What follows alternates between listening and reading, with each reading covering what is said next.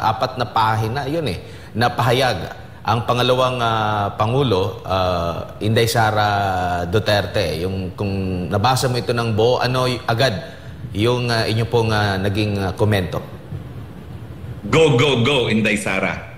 Hindi naman po pwede na bastusan. Ikaw ay Chief PNP. Ikaw ay appointed ng Presidente. Pero huwag mong kakalimutan na pangalawa pa rin, pinakamataas na halal ng taong bayan ang Vice President. At mas malaki pa nga ang mandato na nakuha ni Vice President kaysa sa Presidente. At kung maniniwala pa tayo kay Attorney Glenn Chong, di hamak na mas marami talagang mandato nakuha si Inday Sara dun sa tunay na boto na nakuha ni Presidente BBM. Respetuhan lang. Ano yung mga sinasabi niya na mga dahilan para tanggalin? Ang totoo niyan, talagang gusto niya tanggalin ng mga pulis para sa ganun magkaroon ng pagkakataon na masaktan kung hindi man lang tuluyang mawala na sa mundong ito ang ating Vice Presidente. Ano sinasabi niyang walang banta sa Vice President? Yan ay number 1 na kalaban ng teroristang CPP-NPA. Ang ginagawa po niya para mapagbigyan yung mga kalaban ni Inday Sara, lalong-lalo na ang teroristang CPP-NPA, na patayin na ang pagkatao ng ating Vice President? Hindi po. Ano sinasabi niya walang banta? Alam niyo na kalaban siya ng teroristang CPP-NPA, yun pa lang, dahilan na yun para magkaroon siya ng security. Tapos, ang ginawa pa is, ngayon, ang security ni VP Sara nakasalalay na lamang doon sa VP Vice Presidential Security Group na ginawa ring ginawa ring under ng PSG ngayon. Pinasailalim. Di ba kapag security mo dapat meron kang kumpiyansa? So ngayon, anong gusto nilang gawin? Na yung seguridad sa pagkatao ng Vice President nasa kamay ng tao na hindi niya kakilala? Hindi atatama yun, no? Dahil para ikaw'y maging komportable na secure ang iyong pagkatao, dapat pinagkakatiwalaan mo yung nagbabantay sa iyo. At ang tinanggal ng PNP ay yung mga taong matagal nang naglilingkod hindi lang kay Vice President, kundi sa kanyang ama na si dating Presidente Rodrigo Roa Duterte. At tama lang naman, VP Sara called a spade a spade. It is political harassment. In the same way na lahat ng paninira na ginagawa nila sa akin, na napatunayan naman sa Senado na walang katuturan, is also political harassment. So nakikita natin talaga na meron talagang undeclared martial law na nangyayari ngayon, na ang lahat ng mga hindi kakampi ng administrasyon talagang hinaharas. Nandyan si VP Sara, nandyan si Pastor Apollo Kibuloy, nandyan si Harry Roque, nandyan si Glenn Chong na ang daming disbarment case na sinasampa, no? Nandyan yung pagkakakulong kay Ka Eric at kay Lorraine Badoy. Malinaw na napakadilim po ng ating lipunan ngayon sa panahon ng diktadurang Marcos Jr. At kagabi, nakapanayam namin si Senador Ronald Bato de la Rosa dahil maraming nga tayo na natatanggap ng mga impormasyon na basta ikaw ay konektado sa mga Duterte o hindi sumasang-ayon sa administrasyon, mga polisiya ng administrasyon, nababawasan o tinatanggalan ka ng security details. At sabi nga niya na nabawasan daw si PRRD, si Senador Bongo, siya, pero nananatili siya na sabi niya, tuloy pa rin ang laban, tuloy pa rin ang pagsiservisyo. Pero yun nga, ang daming binangga ng Duterte administration para sa ikabubuti ng ating bansa. Diba? Nabanggit mo na yung CPP, NPNDF, yung sa paglaban kontra illegal na droga, doon sa mga nasa likod ng illegal na droga ng mga politiko, nandyan pa yung mga sugal sa mga kriminalidad, mga oligarchs, di ba? So marami ito, hindi pa ba ito sapat na basihan na, may banta itong itong mga Duterte at yung mga kasi marami talaga silang in-implement. Well, ako rin po itinanggalan ng aking security detail. Dalawa po yung aking PSPG, tinanggalan, pero hindi naman po yung nagtatalaga ng police detail kung walang verifiable threat. Ako po ngayon, bukod sa ako'y nakikipagsalita ni Pangulong Duterte na kalaban ng mga teroristang CPP-NPA, ako po'y naglilitis ngayon ng 2 kidnapping, yung isa meron pang murder. At alam naman actually dating PNP chief ang nagsabi sa akin na ibabalik kong police security mo. Dati naman wala ako, binalik niya nung nalaban niya na yung akusado ko sa isang kidnapping case talagang organized crime, no? So, Well, tinanggalan din po ako. Ako naman, ano ngayon? Ako naman, hindi naman ako humingi niyan. Binigay nila sa akin dahil may banta nga sa buhay ko, no? At ako naman, the Lord is my shepherd, no? So, si Lord ang aking security, no? Pero nagpapakita talaga na parang gusto nilang ilagay sa alanganin ang buhay ng kanilang mga kalaban sa politika.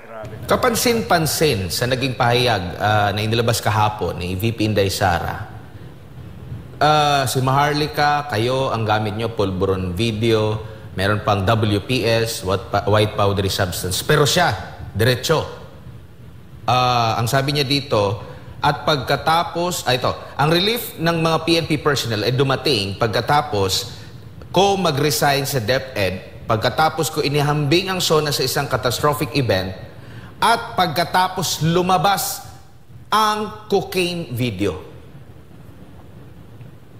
Well, tingin ko naman po walang sisingkot ng pulburon. Ang pulburon kinakain dahil matamis. Kung pulburon yan, lulutukin. Ang talagang sinisingkot, cocaine. Pero let's call us spade. Kapansin-pansin dito, talagang direct to the point. At wala nang umano. Kaya nga gusto ng tao mga Duterte Yan ang trademark, yan ang brand ng Duterte. Walang paligoy-ligoy, walang kaplastikan. You get what you see and you hear what is said. Walang paligoy-ligoy. So ngayon, ang tanong nga natin is, ulitin natin, no? Nandyan ang cocaine sniffing video. Sumagot ka. Ikaw ba yan? Ikaw ba'y gumagamit ng cocaine? At bakit ayaw mong magpa-hair follicle test para mapasinungalingan na yan? At kapansin-pansin na hindi naman siya directly, nung tinanong siya, tumawa lang siya. Wala pang malapit sa kanya na mga kamag-anak, kapatid o mga anak o kahit yung kanyang asawa na nagpasinungaling na adik ba siya o hindi, totoo ba yung mga akusasyon laban sa kanya. Ang sumagot sa kanya ay kalihim ng DILG at DND. At saka, sinabi nila na fake yung video na yun bago pa man nagkaroon ng kahit sinong ahensya ng pagsusuri. So nung lumabas yung pagsusuri, di emano ng DNBI at DICT, alam nga namang pasinungalingan nila yung sinabi ni Secretary Abalos at ni Secretary Gibo. Siyempre, ang magiging tono nila, alinsunod dun sa naging deklarasyon ng dalawa na nagsabing fake yan, miski wala pang kahit anong pagsusuri na ginawa. Nabanggit nga nitong si VP Sara yung sinasabi niyang mga kasinungalingan nitong PNP chief na makailang beses na nababanggit sa press con, mga interviews at nadadawit itong si VP Sara na sabi nga ni VP Sara, tama na, hindi ko na maatim yung lahat ng mga kasinungalingan na ginawa mo. Gaano kadelikado ito, attorney, na mismo ang pinuno ng pambansang pulisya ay may ganitong mga hakbang pala. Isa pa sa mga notable dito, yung pag-casing mismo sa bahay ni VP Sara. Well, nakapagtataka nga yun Bakit tinuturing na kalaban ang ating Vice President samantalang siya ang pinakamangalawang mataas na opisyales? Alam mo, yung katunggali na si Lenny nung panahon ni dating Presidente Duterte, ang alam ko dyan, minsan hindi yan tinuring ng banta para i-casing ang kanyang pamamahay. No?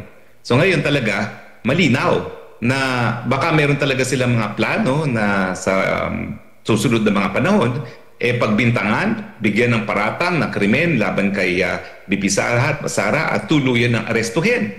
At nandyan din siyempre yung usap-usapan na dahil siya ay dinawit ng mga teroristang CPP, NPA doon sa kaso na nakabinbing ngayon kay dating Presidente Rodrigo Roa Duterte sa ICC na mukhang, at lumalabas naman, no, alinsunod dito sa revelation na kinikisig ang bahay niya, mukhang talagang may intensyon na ipakulong sa Hague ang mag-amang Duterte nang sa ganon yung kanilang kandidato para sa presidente na walang pag-asang manalo bilang presidente magkaroon ng tsansa man lang. So malinaw po yan na talagang political harassment po talaga ang nangyayari sa lahat ng mga kalaban ng administrasyon na ito. Attorney, kung isang ordinaryong Pilipino ang manunood at makikinig at babasa dito sa open letter nga ni VP Sara kay Romel Marbil, abay, pangalawang Pangulo na yan. Yan ang may pinakamataas na boto nakuha ng eleksyon at naniniwala at nawala na ng gana at kumpiyansa dito sa PNP chief. Anong magiging implikasyon nito sa hanay ng kapulisan? Well, una-una, no? Sa taong bayan muna. Sa taong bayan muna, yan ay magiging dahilan para talagang lalo pang mabawasan ang tiwala sa kapulisan. Na nakakalungkot dahil nung panahon naman ng ama ni Vice President Duterte, kaya nga siya dinadawit ngayon sa so-called extralegal killings at dinidemanda sa ICC kasi talagang pinanindigan niya ang mga pulis. Ang sabi niya, talaga namang bayolente itong war against drugs, bakapan ko mga pulis pag tamang ginagawa nila. Dinoble pa nga niya ang sweldo. So nakapagtataka na itong si Marbel ay parang ang bilis makalimot, no? Na nung minsan, kaya nga ngayon nasasakdal ang Presidente Duterte sa mga kaso dyan sa ICC dahil pinanindigan niya ng lahat ng napatay ng pulis ay nagkaroon ng banta sa buhay ng pulis. Now, sa taong bayan, kung ang buhay ng Vice President na pinakamataas na mandato ang nakuha sa huling eleksyon ay hindi mabigyan proteksyon ng kapulisan, paano pa kaya yung ordinaryong mamamayan? Meron pa ba silang aasahan na mabibigyan sila ng proteksyon, no, para sa kanilang mga buhay? No? At syempre, sa kanila ng mga pulis, hindi nila maintindihan kung paano magagawa ito ng kanilang hepe. Samantala ngayon, pinagbabayaran ng ama ni Vice President yung paninindigan niya na suportado niya ang kapulisan, maski siya pa ay mapakulong. Sagot niya ang gawain ng mga kapulisan dahil importante yung naging papel ng pulis dito sa droga, yung gera laban sa pinagbabawal na droga. Oo, napakasaklap at nakakalungkot, attorney, dahil kung ang PNP chief ay walang paggalang dito kay Vice President Sara Duterte, papaano na lamang yung mga ordinaryong mamamayan? Itulad na lamang natin dito sa KOJC. Alam niyo naman ang nangyayari dito, at kung maalala mo, attorney, si Romel Marbil, ito yung nagsabi na hindi pastor, si Pastor Apollo C. Kibuloy. Ano yung mararamdaman ng isang KOJC member pag narinig ito mula mismo sa PNP chief? Di ba? Napakasakit na walang, diba, bastos, with all due respect to PNP chief. Bastos ang pagtawag na hindi pastor si Pastor Apollo C. Kibuloy. Hindi lang yan kabastusan. Yan ay isang napakalaking paglabag sa karapatang pantao.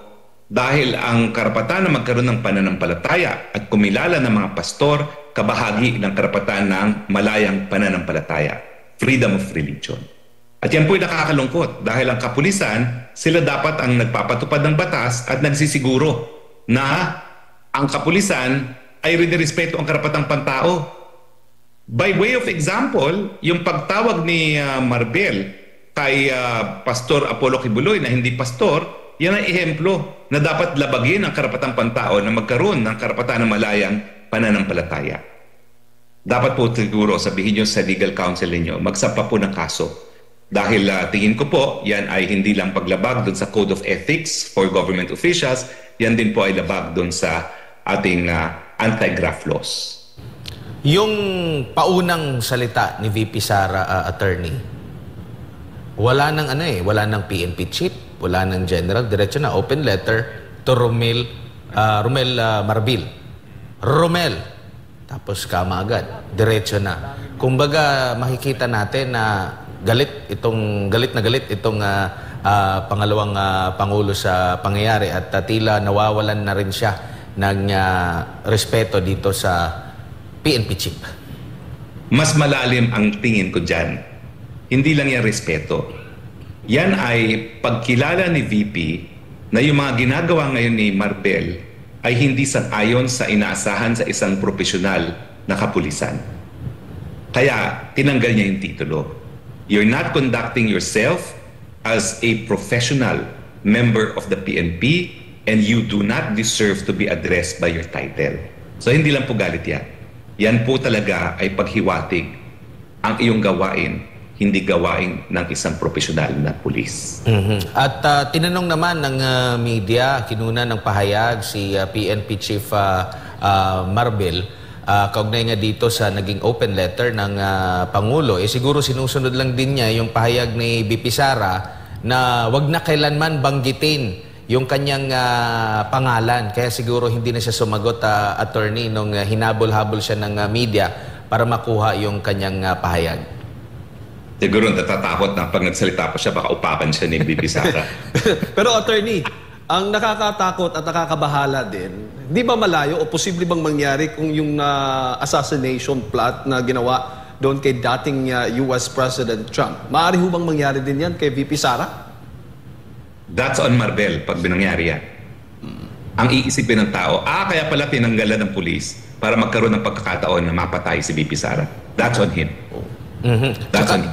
I am on the record as saying, pag minangyari kay VP Sara, suspect si Marbel.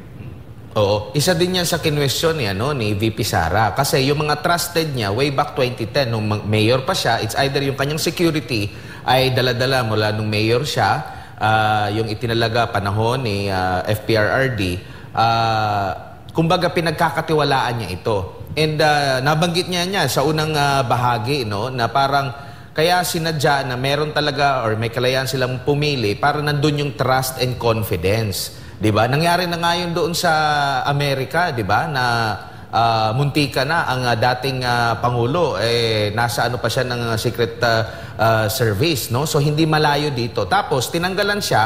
Ang napansin pa, galing lahat sa Mindanao ang transfer dito sa Metro Manila. Di ba, kailangan alagaan yung mga syempre mayroong pamilya din yan. So, malilipat na naman yan sila dito. And, kapansin-pansin na siya lang talaga yung may ganun. May iniwan daw, pero hindi siya yung pumili.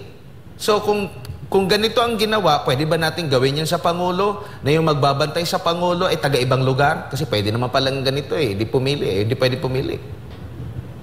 Alam mo, gaya ng aking sinabi, ang seguridad, kapag hindi mo pinagkakatiwalaan ng nagbibigay ng seguridad, wala ka ring seguridad. So, ang importante, hindi lang merong tao na nagtalaga na magbantay sa'yo, kung hindi, mas importante na pinagkakatiwalaan mo yung mga taong nagbabantay sa'yo. Ako malinaw.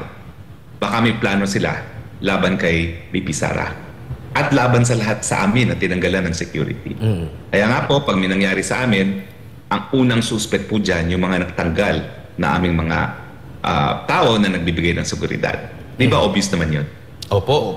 Ano pong masasabi naman ninyo sa pagtanggap ng taong bayan, lalo na nung nag-post itong si Senador Ronald Bato de la Rosa, nag-post din itong si Senador Robin Padilla na bayanihan, walang sahod, basta lang makapagbigay. Ang dami pong mga talagang nakiisa, nabanggit nga kagabi ni Senador Ronald Bato de la Rosa yung lahat ng mga retired, pati yung sabi pa, security guard na willing sila kasi naniniwala sila kay VP Sara. Doon naman sa isang vlogger na si Crisette, nabanggit din niya yung mismong mga pulis din na active, ayaw lang nilang magpakilala.